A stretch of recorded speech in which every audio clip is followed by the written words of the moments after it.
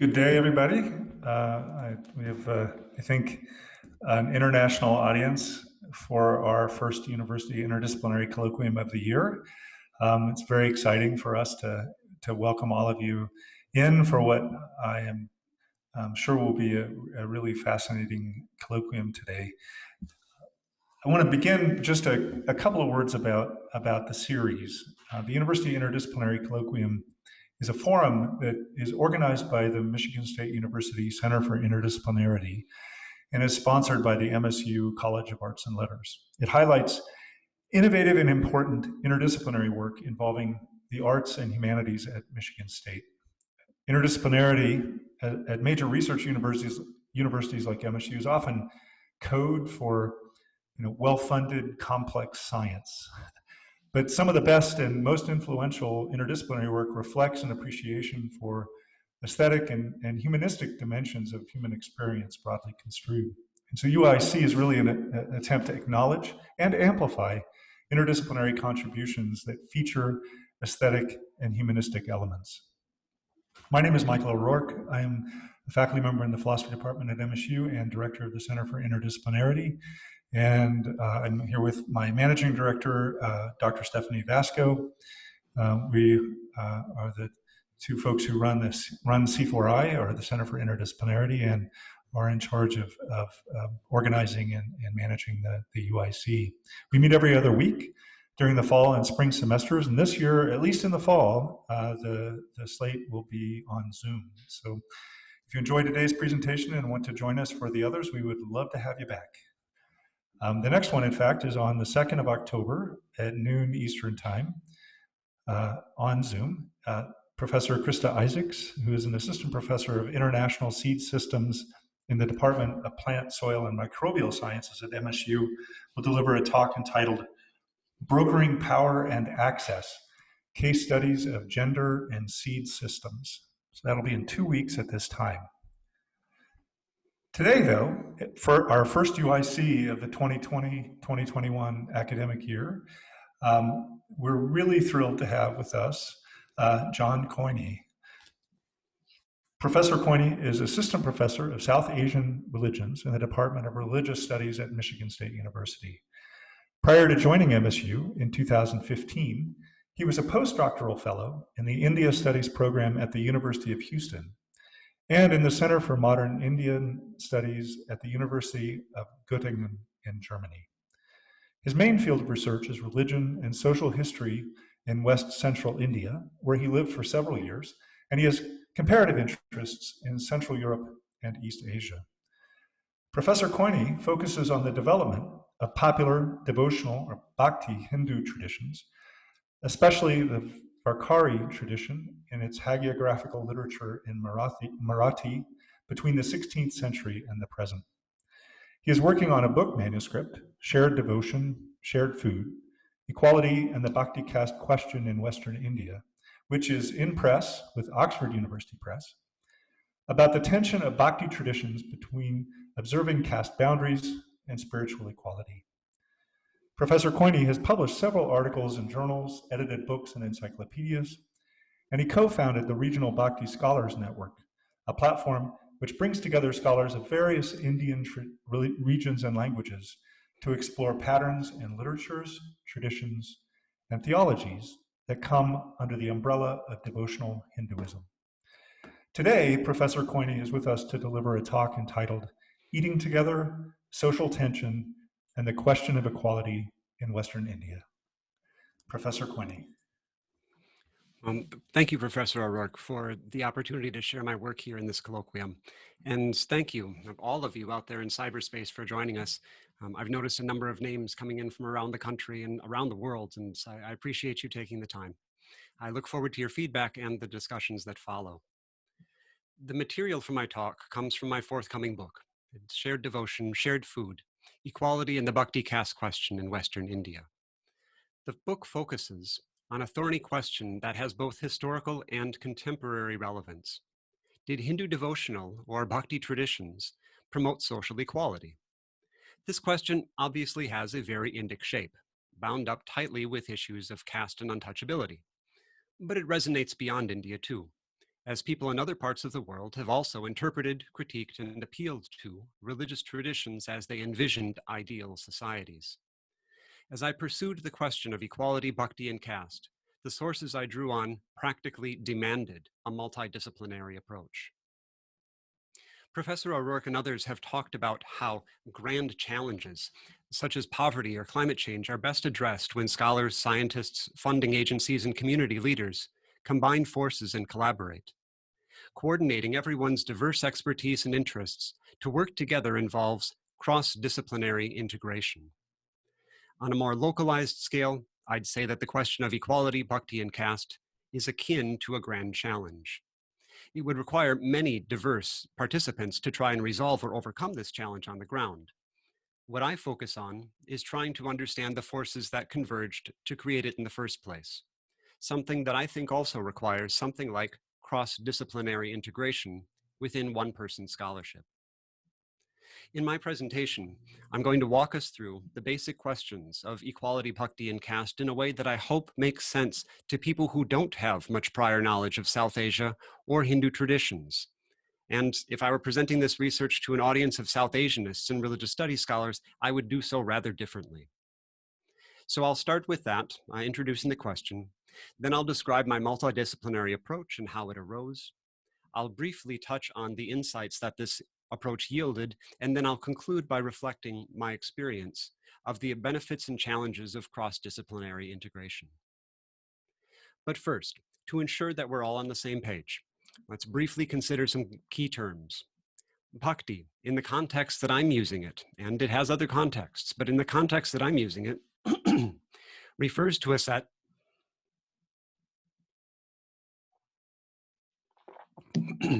Bhakti refers to a set of popular Hindu devotional traditions that arose in various regions of India from roughly around the 19th century onwards. These traditions featured an emphasis on heartfelt devotion and shared participation or absorption in a deity's love and bliss, a self-conscious use of vernacular languages rather than elite Sanskrit in order to make their message accessible to all people, and a membership that was remarkably more inclusive than most other Hindu traditions. Bhakti traditions tended to welcome into their ranks women, low-caste folk, and Dalits, or so-called untouchables. Some of these formerly marginalized people even became revered as gifted poets and saintly figures. So it's not surprising that in the 20th century, this inclusivity caught the attention of social reformers, nation builders, and scholars. It seemed like it could be an Indic precedent for social equality that was remarkably in sync with modern times. Caste is a term that covers the system of birth-determined hierarchy that has shaped South Asian societies for millennia. Most of you are probably aware of the fourfold caste structure, with Brahmin priests at the top, Shudra laborers at the bottom rank, and then a large casteless group of so-called untouchables, or Dalits as they're more commonly referred to nowadays, below the four castes. This social inequity often had strong economic underpinnings, along with its mythic and ritual justifications. The functioning of caste on the ground is much more complicated than the neat fourfold system appears, but that's a different set of conversations for another day. In my research and book, I'm especially interested in the relations between Brahmin and Dalit figures, especially when food is involved. Hindu traditions typically pay very close attention to food and who may eat together in order to maintain Brahmins' ritual purity and the efficacy of their rituals. So, why is the relationship between bhakti and caste so complicated? Two traditional stories I think illustrate this well. The first is about a 14th century Dalit saint named Tsokamera. The second is about a 16th century Brahmin saint named Eknath. Both are from the region of Western India that's now the state of Maharashtra, where the main language is Marathi. Tsokamera was a pious devotee of the god Vittal and worshipped him regularly while standing outside his temple, since Dalits were regarded as impure and forbidden to enter it. But God appreciates Tsokamera's devotion, and one night, when everyone's asleep, he invites Tsokamera into the temple for a conversation. A Brahmin outside happens to overhear Tsokamera's voice coming from within the temple, and he assembles an angry mob to remove the Dalit man and banish him from the town. While in exile, Tsokamera gets visited by God again, who this time sits down and joins the Dalit saint for a meal. A passing Brahmin hears Tsokamera talking as if to God, but God doesn't appear to the Brahmin. He imagines that Tsokamera must be putting on some sort of insolent theatrical display, and so he slaps Tsokamera across the face and walks away. That evening, when the Brahmin enters the temple, he sees that the stone statue of the god has a swollen cheek, exactly where he had slapped Tsokamera. Realizing what had happened, the Brahmin apologizes to Tsokamera and leads him by the hand into the temple to be near God again. So, what does this story signify about caste, with the chastised Orthodox Brahmin and the vindicated pious Dalit saint?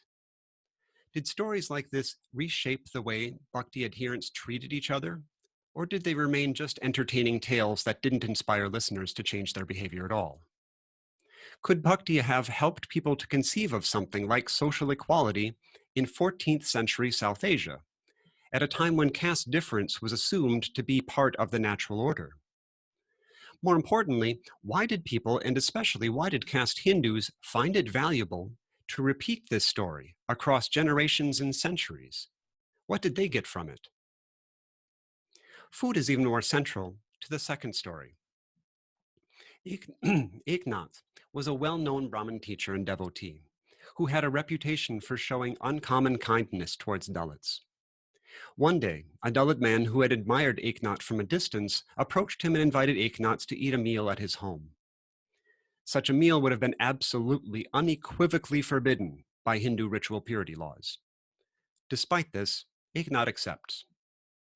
News spreads around the town, and Orthodox Brahmins become outraged. They scheme to catch Eknath in the act of eating the Dalits' food and transgressing purity laws so egregiously that they could expel Eknath from the Brahmin caste altogether.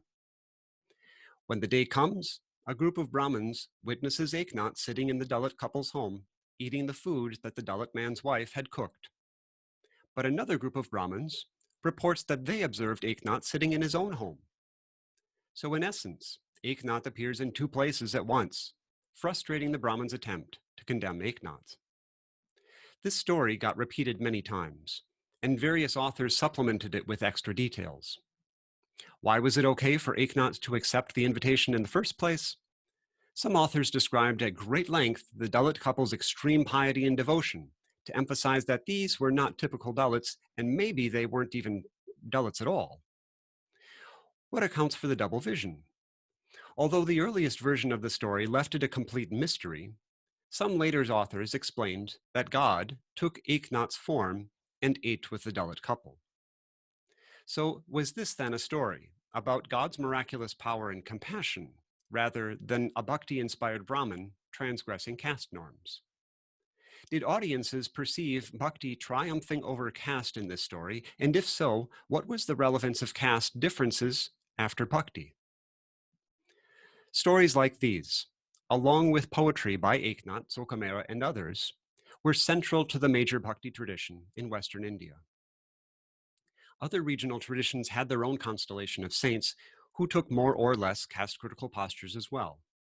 But the tradition to which Eknath and Tsokamera belonged has been one of the most active in reckoning with caste disparities, which some scholars have argued is why the region in India witnessed some of the most outstanding movements of Dalit assertion in the 20th century. In the 20th century, how bhakti and caste relate, what I'm calling the bhakti caste question, became reframed in terms of social equality. Did bhakti traditions promote social equality? That's the question that first attracted me to this project and these materials. Some liberal Hindu reformers around the turn of the 20th century, and occasionally still today, argue that yes, the bhakti saints did conceive of social equality, and although people weren't always successful in putting it into practice, it could still be a guiding light in modern India today. Talking with people in Western India on the street, and still in some Indian school textbooks, this idea remains popular. Other people, like Marxian historians and the great Dalit leader Bhimrao Ambedkar, took a more critical stance. Ambedkar's assessment in 1935, in response to a letter from Mahatma Gandhi, was especially clear.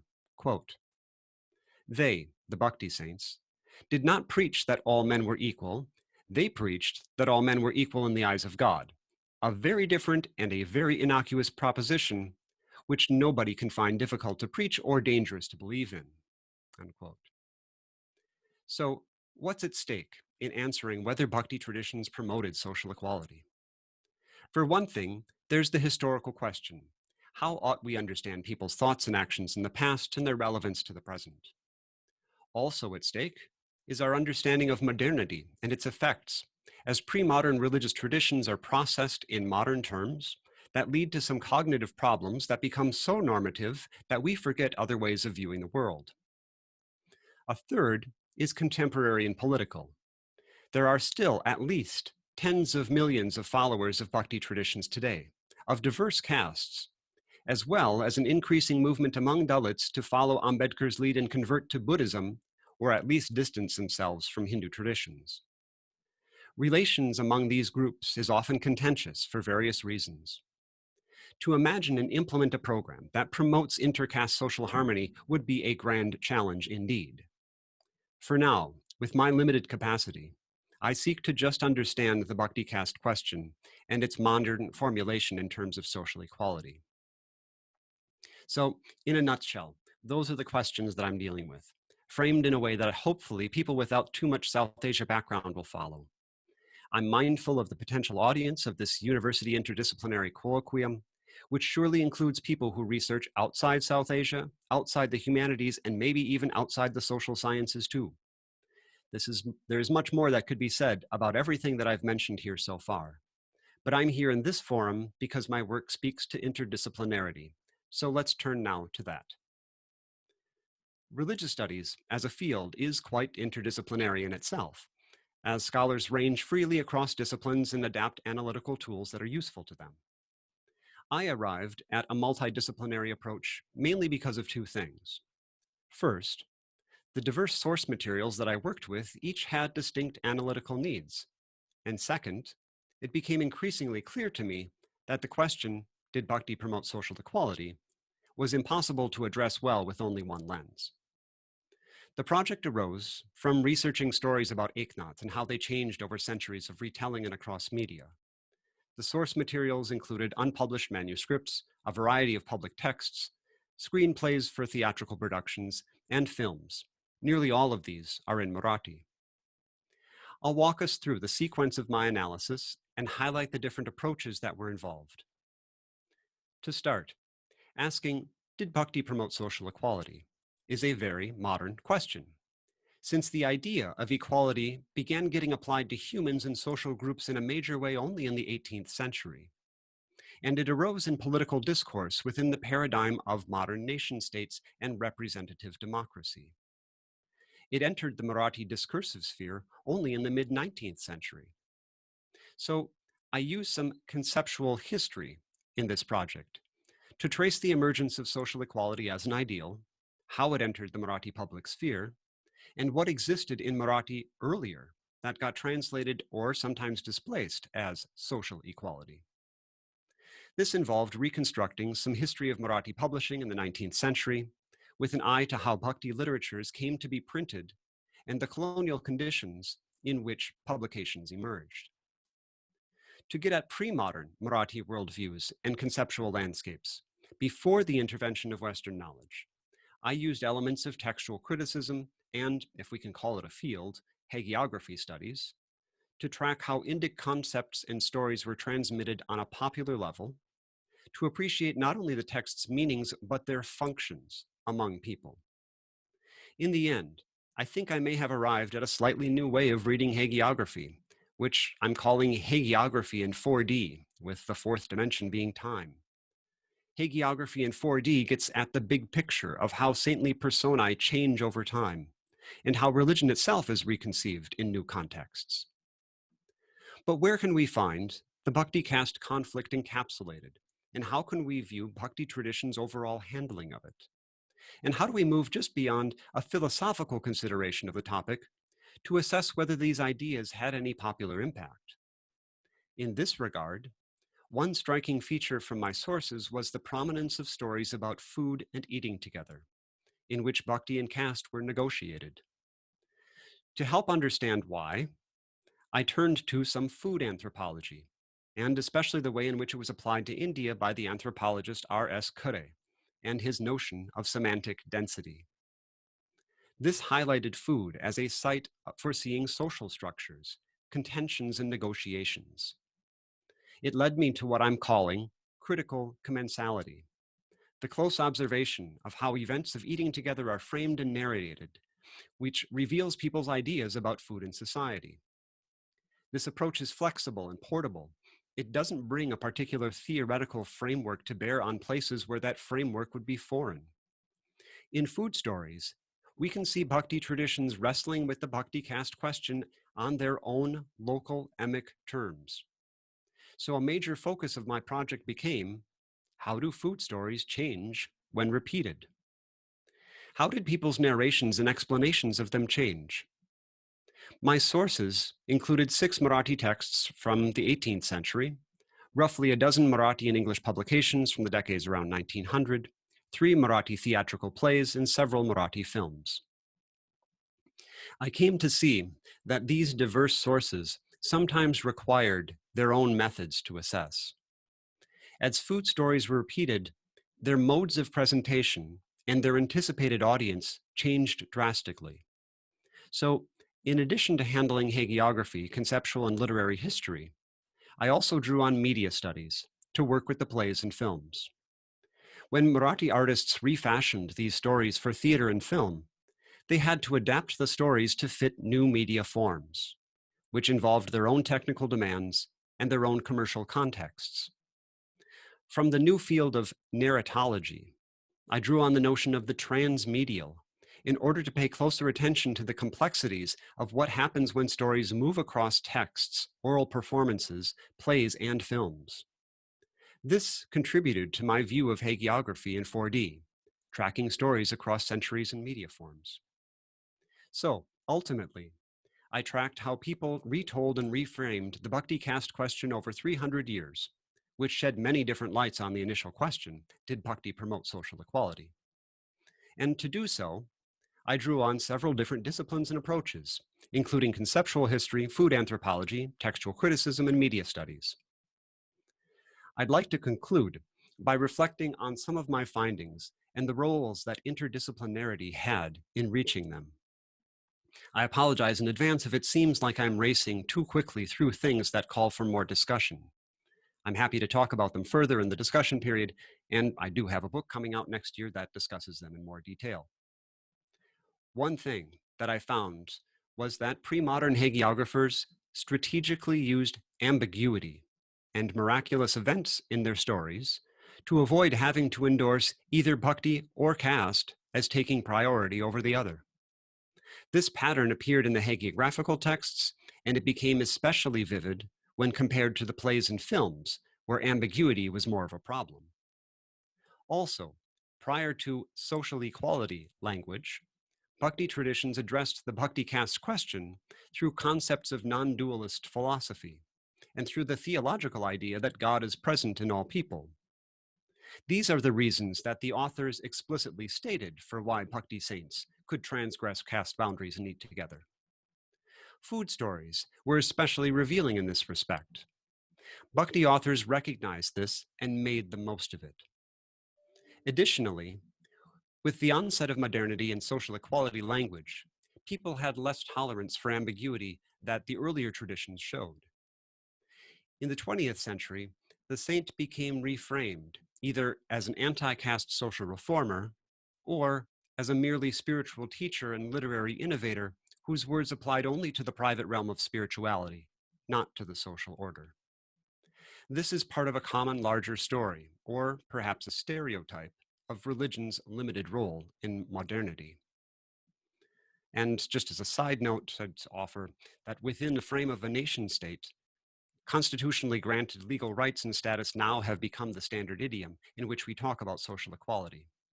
Yet modern democracies' track records on achieving social equality also have fallen short, often quite short. So it's reasonable to consider, if bhakti traditions failed to affect social equality, even if they weren't aiming to, have modern democracies done substantially better? So these are some of the substantive conclusions that I reached. In terms of methodology, I think interdisciplinarity also played a key role in bringing me to the approaches of critical commensality and hagiography in 4D that I've mentioned earlier. Some listeners in this university interdisciplinary colloquium here may be asking whether what I'm doing might be better named as multidisciplinary rather than interdisciplinary. After all, throughout my talk, I felt more comfortable referring to my approach as multidisciplinary. I'm honestly not sure which term may be more fitting. The aim of my project was to address the bhakti caste question in relation to social equality. I didn't have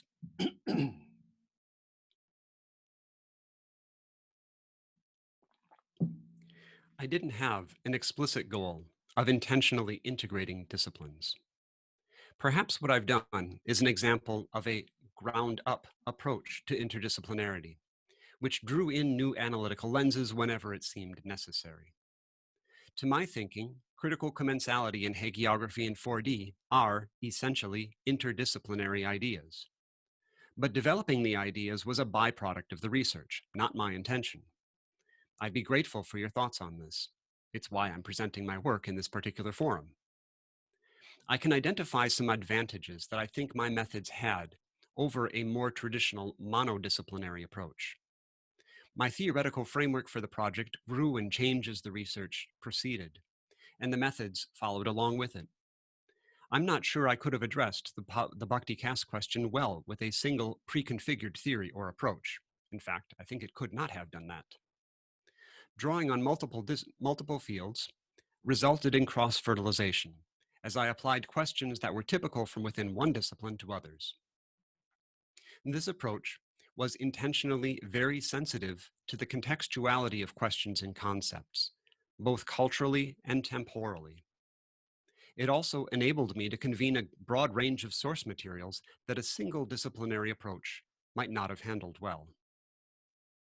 I'm also conscious of some drawbacks and weaknesses in what I've done. The limited scope of a monograph, or at least in the way that I wrote it, did not allow much space to reflect deeply on cross-disciplinary integration. My integration of disciplines and approaches was obviously piecemeal and inspired by the occasion rather than a systematic and strategic plan. The more methods and theories one draws on, the greater the potential for conceptual problems, inconsistencies, and underlying tensions among them that aren't readily apparent.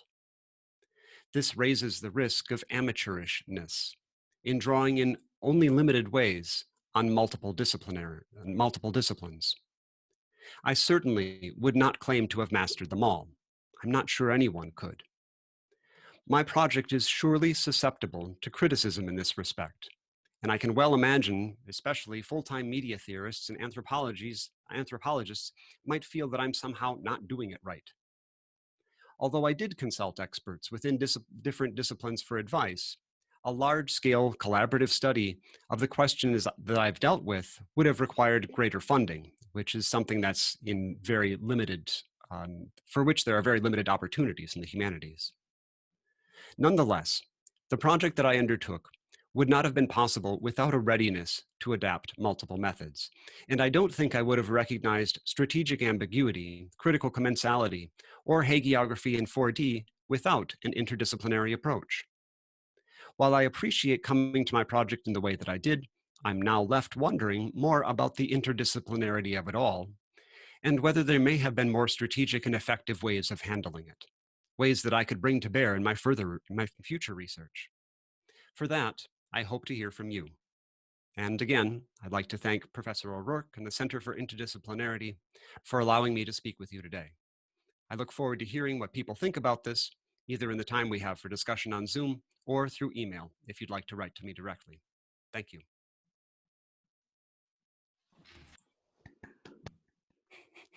Normally they have these little hand clappy icons, but I can't find it, so I'm just going to actually clap. Thank you, John. That was wonderful. Please stick around with us for the next half hour and engage in conversation with Professor Keune, if you would.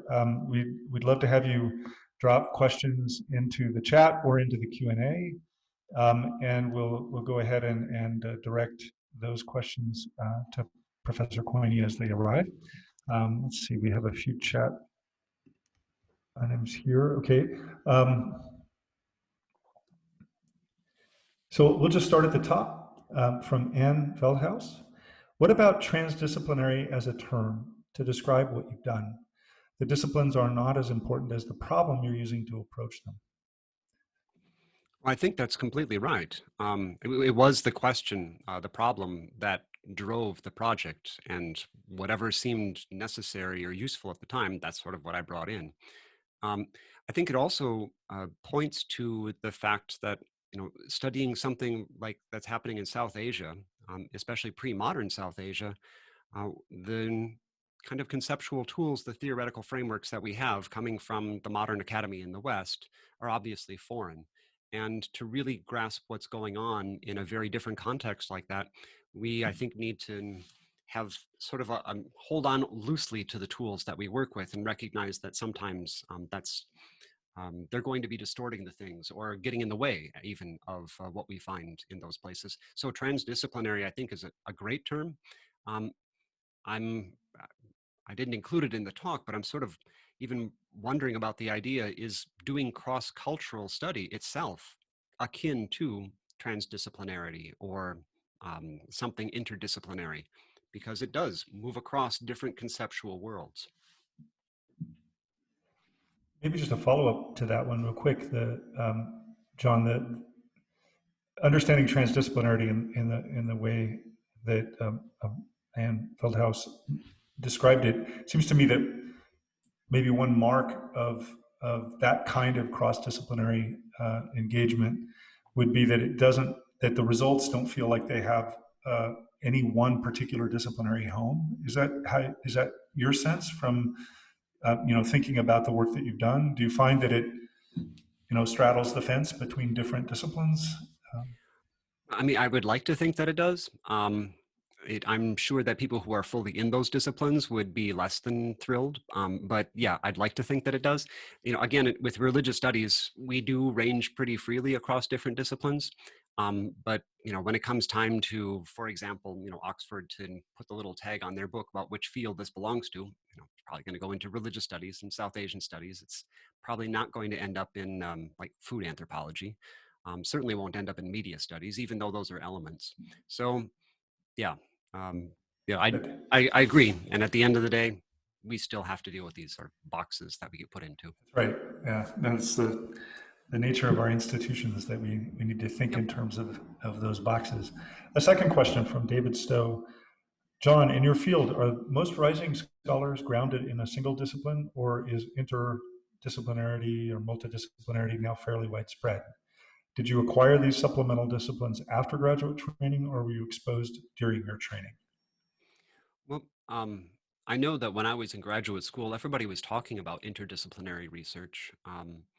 I don't know if there was all that much conscious thought, especially like to the extent that the Center for Interdisciplinarity is doing it, about what exactly that means or how it's best done.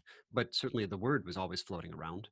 Um, within religious studies, I think we all, I mean, the people that I was acquainted with tended to fit in like one stream more than another. And I was definitely more of a textualist and more of a historian in the past. And I found actually, as I became more interested in the social and caste and untouchability related questions in my work, that history itself, that just wasn't enough to quite get at, the essence of what I thought the question needed. And in that case, yeah, sort of that really what I think I found my legs in that sense really after graduate school. And I'm grateful for the opportunities that I had with the postdoctoral fellowships that allowed me that sort of time, and especially at the Center for Modern Indian Studies in Göttingen, that exposure to more explicit social scientific approach. I thought that was really valuable. And that's, I don't think, something I quite had as good a sense of in graduate school. Nowadays, again, I think the interdisciplinarity is being talked about a lot. And I think as more of our research, as Anne described it, as it becomes more transdisciplinary, I think this is probably becoming more natural. At least that's my sense of it. Great. We'll take, if there are other questions, please don't hesitate to put them in the chat. While we're waiting for those questions to land, I'll assert the sort of organizer's prerogative and ask one myself. I'm really interested by the idea of strategic ambiguity. And I was curious if you might be willing to expand a little bit on that, maybe with an example. Ambiguity was a way of putting information out there, but not committing to a particular interpretation. If I understand correctly, that was what was strategic about it. But I wondered maybe if you could provide an example and maybe talk a little bit more about, say, the political dimensions of that, and also the devotional dimensions of that. I mean, what sort of impact did that have on practitioners of bhakti, right? I mean, I'm sure it wasn't lost on them that there was a sort of ambiguity that was involved. So that's a great question. I have come across that strategic ambiguity is talked about somewhat in some other fields, and I think even like the use of language. I'm sure that in politics, this has got to be there's got to be a conversation going on about this. But at least in the materials that I looked at, where it became obvious was when I watched these stories get repeated. So, for example, the double vision story where Eknath appears in two places at once. He appears there, and as the story gets repeated, people kind of nudge in one direction or another.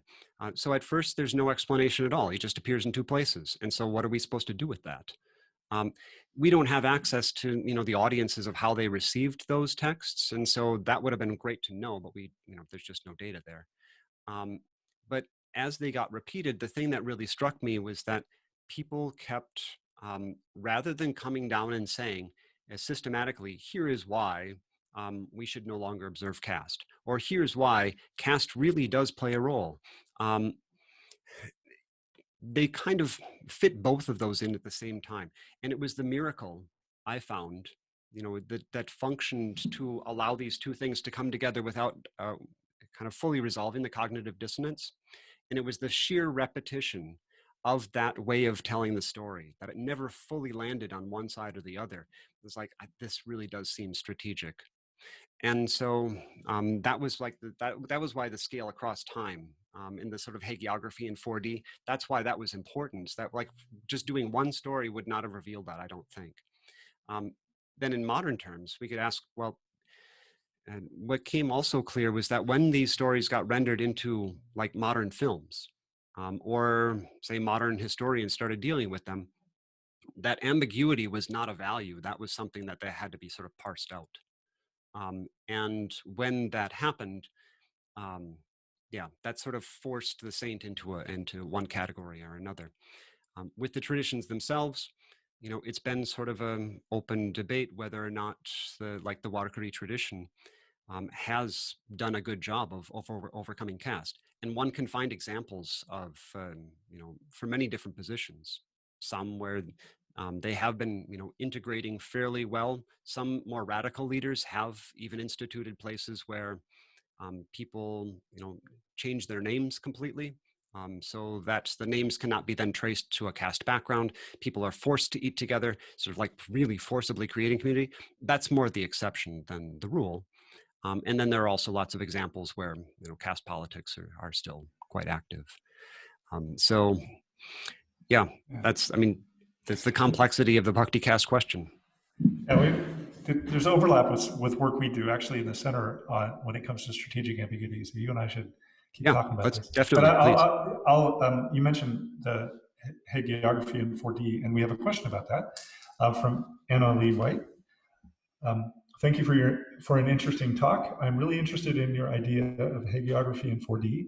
I was wondering if you could elaborate on how this is differentiated from previous approaches to the study of hagiography.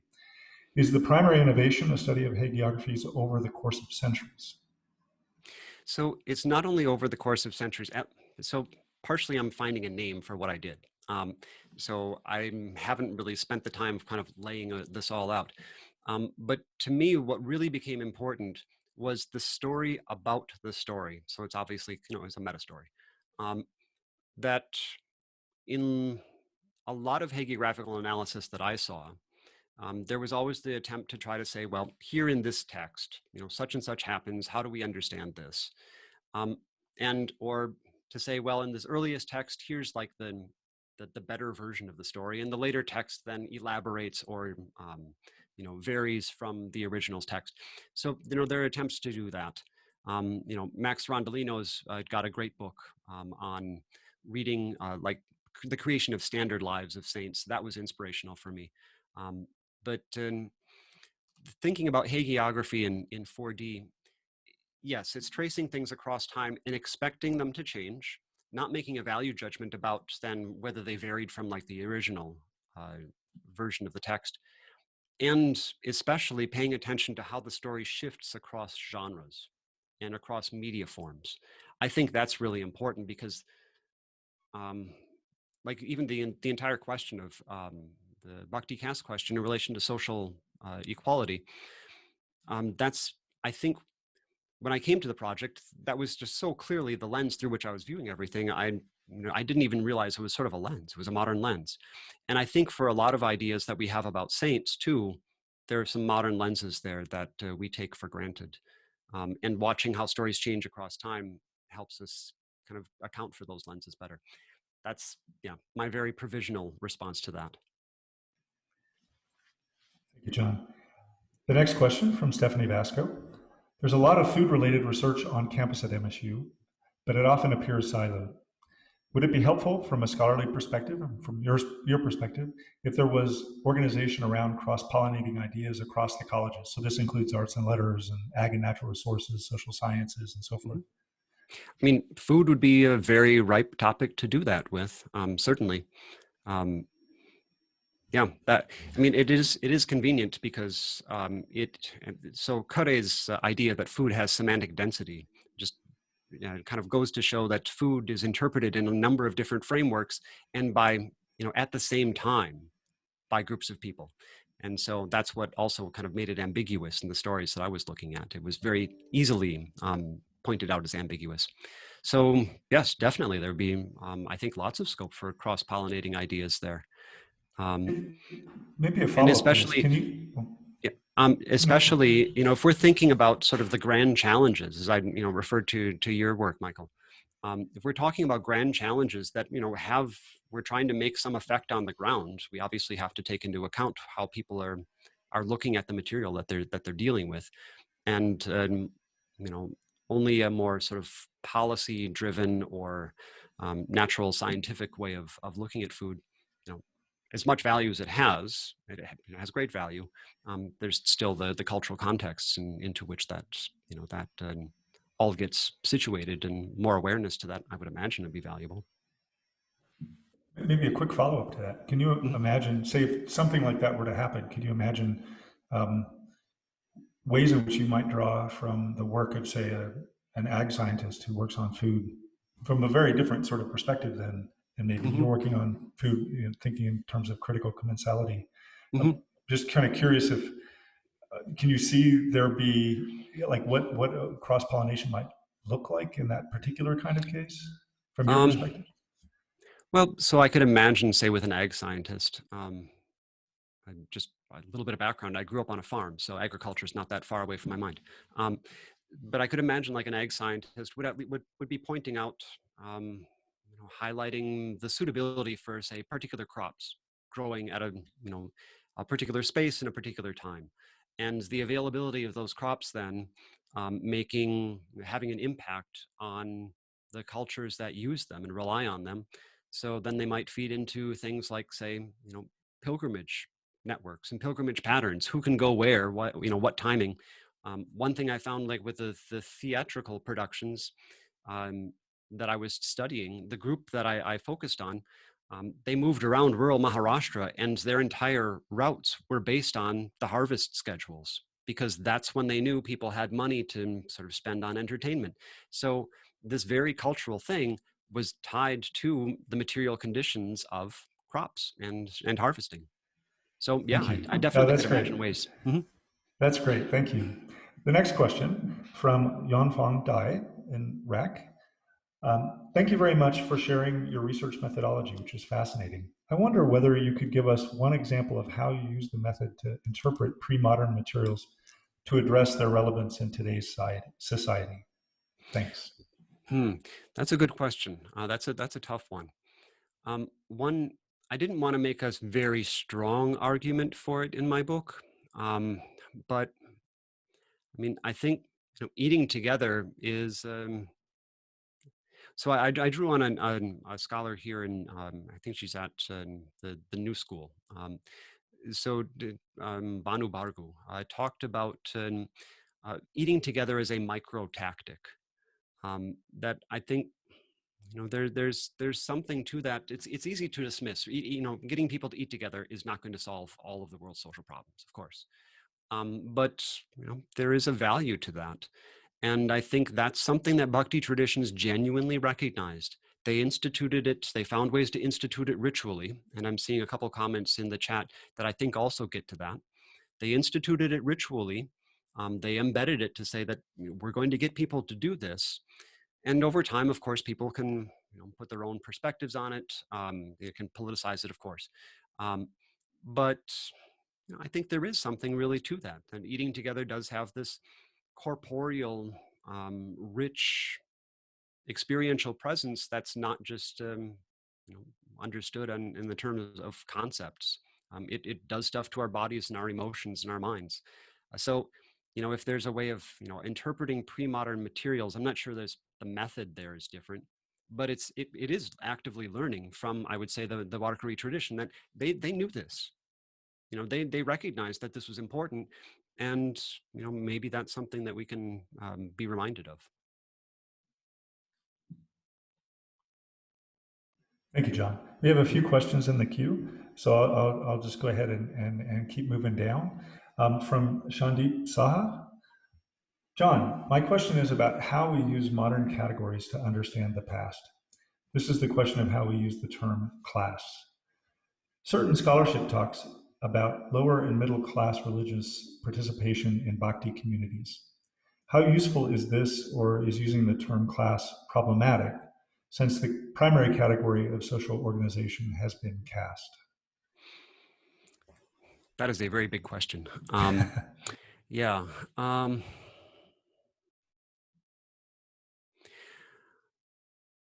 I guess if we have a clear idea what we mean by class, and maybe we can in, say, a contemporary ethnographic setting, and it can be, say, determined by I don't know, say, dwelling in an urban area or of a certain socioeconomic status, and we can then kind of pinpoint and say that it makes sense to distinguish between different classes of people.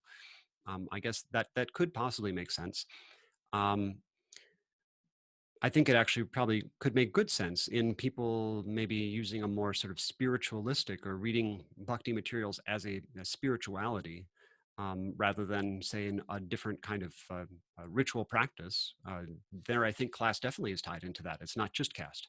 Um, I would say what comes to mind is the most productive way that class could come in would be just to somewhat or to unsettle, to decenter caste from all of the conversations, which caste is obviously important, but it's not the only one. And class helps remind us that there are other ways of looking at things. So that's a very brief, off the top of the head answer to something that requires a lot more consideration. So, John, with apologies, I would like to invite you possibly to read the next couple of questions, Sure, which draw out of respect for the language, of which course. I do. Yeah.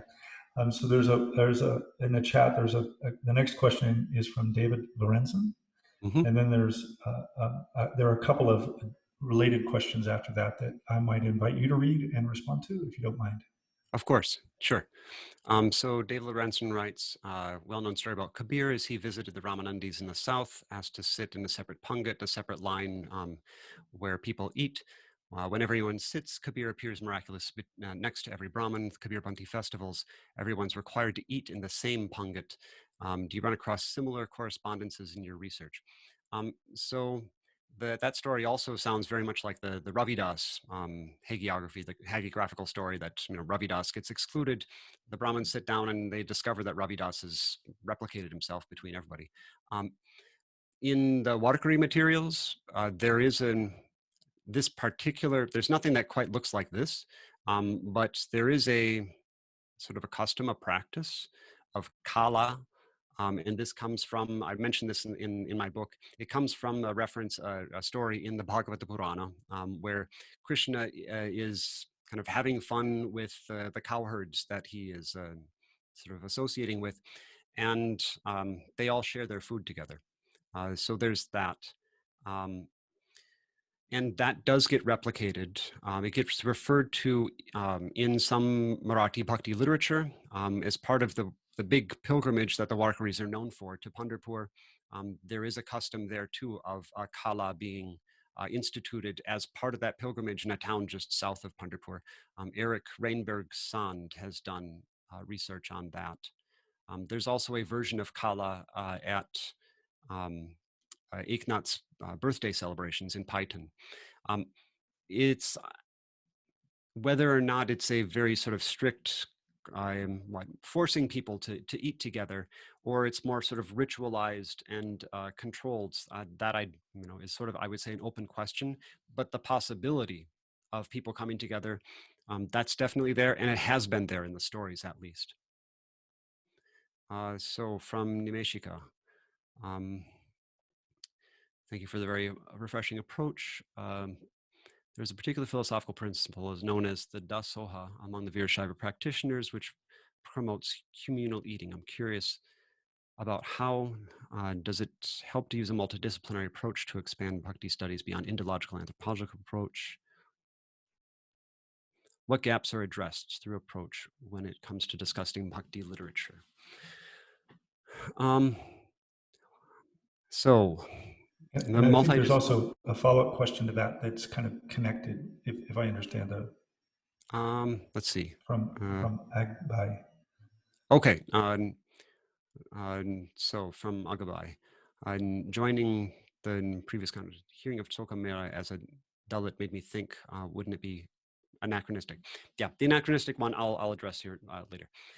So the multidisciplinary approach. One is, for reading hagiography, there's obviously the question, historically, what happened, which, for reading hagiography is a very difficult question to answer. We maybe can't even go there. But how is it remembered? Definitely.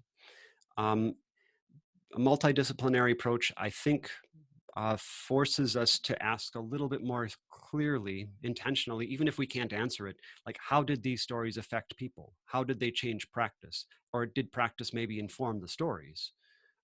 So that this isn't just sort of the realm of like, I don't know, just, tale telling, or the realm of just pure concepts, but like on the ground, what happened?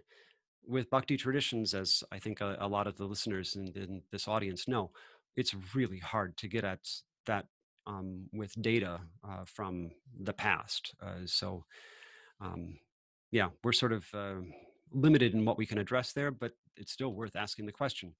Also from a multidisciplinary approach, if we're looking at modern ethnography, bringing in politics, that has to be done, I think. So a number of bhakti traditions have some political manifestations. I would not in any way imply that the traditions are limited to that or fully represented by that, but there are political manifestations. Political elements are involved. Anytime there's money involved, there's politics too. So I think that is helpful in approaching bhakti traditions, and probably keeping in mind when we study bhakti literature as well. That I think is somewhat of an answer. Tsoka as a Dalit, the reason I call I refer to Tsoka as a Dalit is that the term Dalit obviously is modern, especially prominent from the 1970s onwards. But the term untouchable is also relatively modern. coming from the late 19th century and applying to a group of people. This is, like using the term Black with a capital B. This is talking about a group of people who have a shared experience, even if it's not sort of like a specific ethnographic or a specific caste-related, term. This is, I think, valuable and useful. It does have, some social and political valence. I understand that, and that's, yeah. Some scholars do it other ways. I've chosen to use the word Dalit, even though it is anachronistic. We have one more question, and I think this might take us to the end of our session today. This is from Lee, who indicates they're asking this question hesitantly. The scholar can work with materials across time, can see things that no person living at any one time can see. So isn't the fourth dimension, bringing a time dimension to cultural and social phenomena, a matter of an imposed, if not a disciplinary and ideological interest, namely the modern Western focus on history, change, development, evolution, modernization, and so forth? How is it possible to avoid the governmentalizing disciplining of our interests, especially when they seem natural and not so disciplined, especially when couched comfortably in the current fetishistic valorization of multi or interdisciplinarity? There's a lot going on here. I think that, yeah. Yeah. So is there a fourth dimension to our scholarship? I mean, of course there is in order to study, the past or to conceive it as the past at all. There's no getting away from that. But at least as I'm talking about it, hagiography in 4D, it's thinking very intentionally. Of course, it takes for granted a view of history. There's no getting away from that. But if it were not to do that, we would no longer be doing, we wouldn't be doing history. We could be then kind of doing just ethnography, and that's, its own field. So, yeah, I think it's maybe it's a way of being conscious of how to do history, taking for granted that history itself does involve a fourth dimensional consciousness. As for the fetishistic valorization of multi and interdisciplinarity, that's probably a bigger conversation best left for having over with some beers or something. But maybe I'll hold off on that one. Okay. I think we have 1 minute, and we have a question from Max. Max Rondolino. John, in your experience, how did a multidisciplinary approach impact your relationship to and notion of a given discipline? Thinking about meta-theorization of disciplines, I wonder how doing interdisciplinary studies impacts our understanding of a given discipline.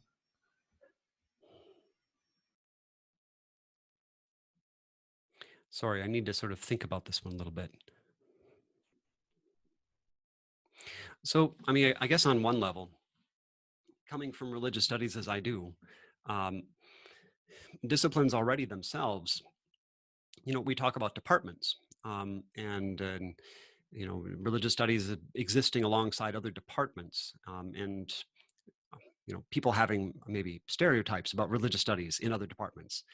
So there is that, but within religious studies, I mean, already it's a very interdisciplinary field. So thinking about a multidisciplinary approach relating to a given discipline, that one, it's not that hard with religious studies. That wasn't that revolutionary to think about. Yeah, so I guess it might not have been quite as unsettling for me or quite as insightful for me as it might have been for somebody within a different discipline. But then, I mean, I don't want to, speak for others either. I'm sure that there's probably more comfort with interdisciplinarity in other places too. I do think that, this ties back to what Anne suggested at the beginning, that maybe transdisciplinarity, that to some extent now the boundaries around our fields are somewhat breaking down, and we are kind of moving across them, much more easily, especially if we're following particular questions and not just applying a theory to a case.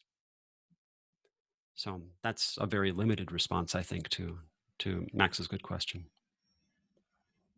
Thank you, John. I think that brings to a close our first University Interdisciplinary Colloquium. Thanks very, very much to Professor John Keune for a wonderful presentation and excellent work in the Q&A period. So it gets the series off to an excellent start this year. We hope to see many of you in 2 weeks.